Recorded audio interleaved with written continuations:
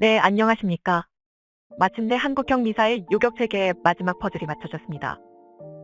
지난 11월 22일 최근 우리 군이 비밀리에 진행한 LSAM 표적 미사일 시험 발사에 성공했다고 밝혔습니다.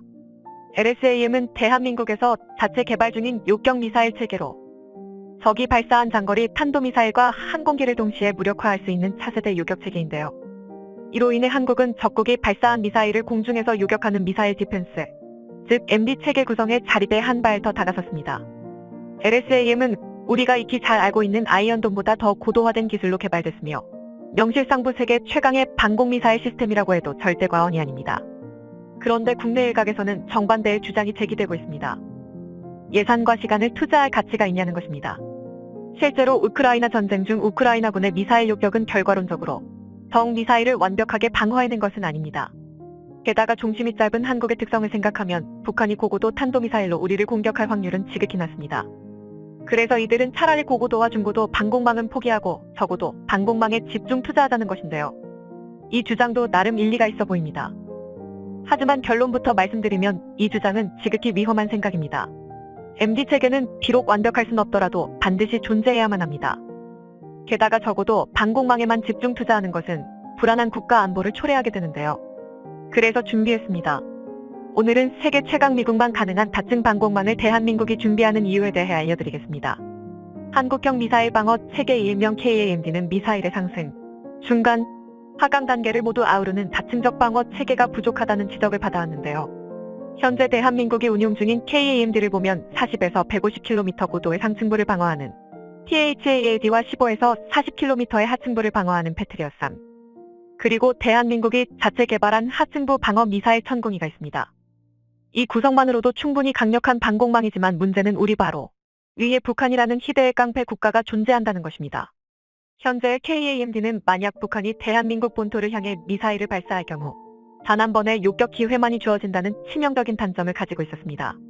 그런데 북한이 바보가 아닌 이상 하나의 고도로 한 발의 미사일만 발사할 리가 없습니다. 특히 KAMD의 하층부 방어는 미사일 속도가 음속의 몇 배에 달할 정도로 워낙 빠르기 때문에 고도가 수십 킬로나 할지라도 지상에 떨어지기까지는 채 몇 초밖에 걸리지 않는 게 가장 큰 문제였습니다. 하지만 LSAM의 실전 배치가 임박하면서 KAMD에도 대격변이 도래했는데요. LSAM의 경우 요격 고도가 50에서 60km로 기존의 단점으로 지목되었던 중층 방어를 할 수 있을 뿐 아니라 100km 이상의 고도에서 낙하하는 미사일에 대해서도 기존 하층부 방어와 더불어 추가적인 요격 기회를 가질 수 있습니다. 즉 LSAM의 개발로 인해 요격 기회가 늘어난 만큼 요격 성공률 또한 크게 상승시킬 수 있게 된 것인데요. 장점은 또 있습니다. LSAM은 탄도미사일 요격에 그치지 않고 적 항공기까지 동시에 제압할 수 있는 능력을 갖추고 있습니다.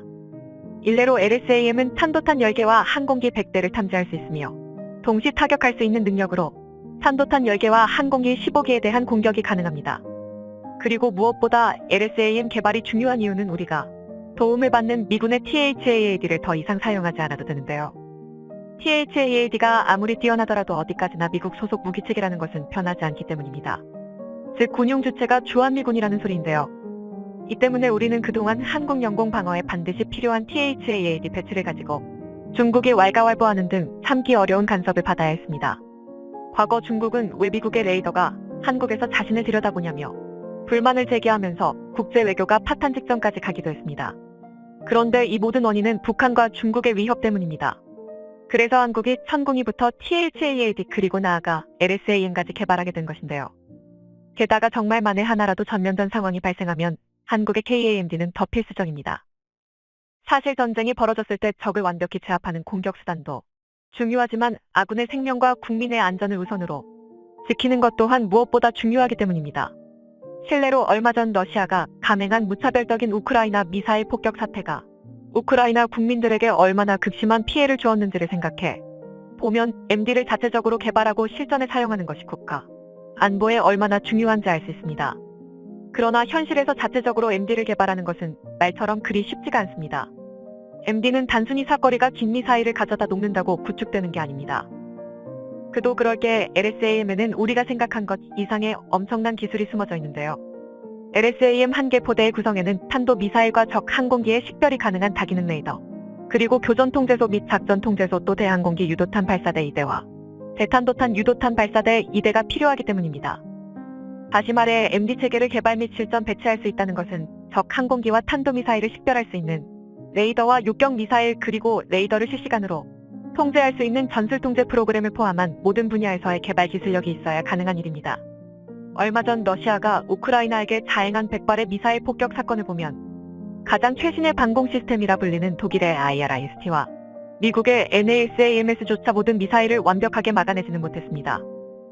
그 이유는 미사일을 완벽하게 요격하는 것 자체가 애초에 매우 힘든 일이기도 하지만 결정적으로 자국의 위협이 될 만한 미사일의 특성에 맞춘 다각화, 방공망이 부재했기 때문입니다. 적군이 발사한 미사일을 요격하기 위해서는 상대방이 사용하는 주력 미사일의 특성에 맞는 요격 시스템을 갖출 필요가 있습니다. 예를 들어 고고도 방어체계인 THAAD의 경우 최고 150km의 고도까지 적 미사일을 요격할 수 있지만 최저 고도가 40km이기 때문에 40km 이하에서 날아오는 적 미사일은 요격할 수 없습니다. 하지만 얼마 전 북한이 강원도 통천 일대에 발사한 2발의 탄도 미사일을 보면 최고 속도가 음속의 5배, 고도는 24km로 THAAD의 최저 요격 고도인 40km보다 훨씬 낮습니다. 그나마 다행히 현재 우리나라가 운용 중인 패트리엇3의 요격 범위 안에는 들어오지만 마하5의 극초음속으로 적어도 비행하는 미사일은 그만큼 세공 시간이 짧아지기 때문에 요격하기가 여간 어려운 게 아닙니다. 이처럼 미사일 방어 체계란 여러 가지 요인과 특성을 파악하여 상황에 맞게 운용할 수 있어야 합니다. 그렇기 때문에 독자적인 기술력으로 자체 개발하며 적재적소에 활용이 가능한 LSAM 개발이 우리에게 꼭 필요한 이유인데요. 그런데 일각에서 주장하는 것처럼 꼭 상층부 방어가 필요하냐는 주장에 의문이 나올 수 있습니다. 앞서 말했다시피 북한이 한국을 향해 날리는 탄도미사일 고도는 대개 40km 이하 언저리이고 그 이상의 장거리 탄도미사일은 종심이 짧은 대한민국에 불필요하다는 것입니다.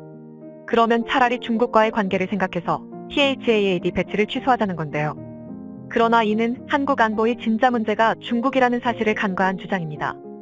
한국과 북한은 분명 종심이 짧을 수 있지만 반대로 한국과 중국은 대륙을 넘나들 정도로 긴 종심을 갖게 됩니다. 그런데 중국은 북한과 마찬가지로 DF 계열 미사일을 대한민국에 직접적으로 겨냥하고 있습니다. 그 중에서도 DF-15, DF-16 중장거리 탄도미사일은 대한민국 전역을 사정거리로 두고 있는데요. 이는 미사일만 날리지 않았을 뿐이지 명백한 도발 행위입니다. 심지어 두 미사일 모두 핵탄두 탑재가 가능한 핵미사일입니다. 당장 DF-15만 봐도 90체 저위력 핵탄두 탑재가 가능한데요. 이는 무려 TNT 9만 톤이 한꺼번에 터지는 것과 같은 위력입니다. 이름은 저위력이지만 1945년 히로시마에 떨어지며 일본 제국주의의 끝을 알렸던 리틀보이가 고작 10억대 불과했다는 걸 떠올리면 절대 약한 핵미사일이 아닙니다. 심지어 DF-16은 이보다 강력한 100대 폭발력을 보유하고 있습니다. 만약 DF-16이 용산에 떨어진다면 은평구나 수서동 같은 서울 외곽 지역을 제외한 서울 전역의 건물과 함께 약 500만 명의 시민이 단 한순간에 증발해버리는 대참사가 벌어지고 맙니다. 이런 상황에서 THAAD는 LSAM으로 이어지는 상층 중층 미사일 방어 체계로 한국을 지키는 최후의 방패입니다. 다시 말해 미사일 방어 체계를 더욱 촘촘하게 구성해도 모자란 마당의 방공 체계를 포기한다는 건 도둑에게 대문을 열고 자신의 곳간을 내어주는 것과 다름없습니다. 이 때문에 오죽하면 우리 군의 최근 요청으로 국회에서는 SM-3 요격 미사일 도입에 긴급 예산을 편성했을 정도인데요. 우리 국민들이 많이들 간과하지만 대한민국의 MD는 지상뿐만이 아니라 해상에도 펼쳐져 있습니다. 그리고 그 중에서도 세종대왕급 이지스 구축함에 탑재된 SM-6는 최대 사거리가 400km의 요격 고도는 34km밖에 되지 않지만 기존의 탄도 요격에 초점이 맞춰져 있던 다른 미사일들과는 달리 탄도와 항공기를 포함해 함정까지도 능동적인 유도 공격이 가능한 다목적 요격 미사일입니다. 그리고 무엇보다 SM-6는 해상에서 북한의 KN-23 신형 단거리 탄도미사일을 막는 데 상당히 효과적입니다. KN-23 개량형 미사일은 최대 사거리 600km의 최대 비행고도가 60km밖에 되지 않지만 전술 핵탄도의 탑재가 가능한 엄연한 핵미사일입니다. 하지만 비행고도가 낮기 때문에 상층 미사일 방어 체계로는 막기가 어렵습니다. 오히려 이런 미사일에는 적어도 방공망인 SM-6가 최적입니다. 반면 SM-3는 최대 요격고도가 500km에 달하지만 최저 요격고도는 70에서 90km에 불과해 북한의 적어도 탄도 미사일에는 무용지물이었습니다. 이 때문에 우리 군에서도 SM-3가 아닌 SM-6을 도입했던 건데요. 그런데 최근 북한이 ICBM 같은 고고도 탄도미사일로 도발을 일삼으면서 상황이 달라졌습니다.